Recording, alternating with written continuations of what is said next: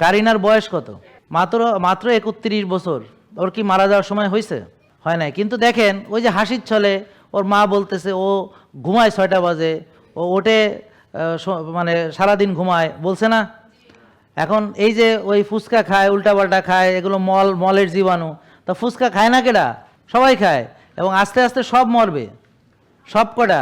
কারো হেপাটাইটিস হবে, কারো ফ্যাটি লিভার হবে, কারো সিরোসিস হবে, এইভাবে সব মরবে। কিন্তু আমরা তারপরও খেয়েই যাচ্ছে, আমরা সচেতন না, আমরা সচেতন না। একটা মানুষ মরে গেল তারপরও সচেতন না। বুঝেননি কথা? আমরা সচেতন না, অসচেতন।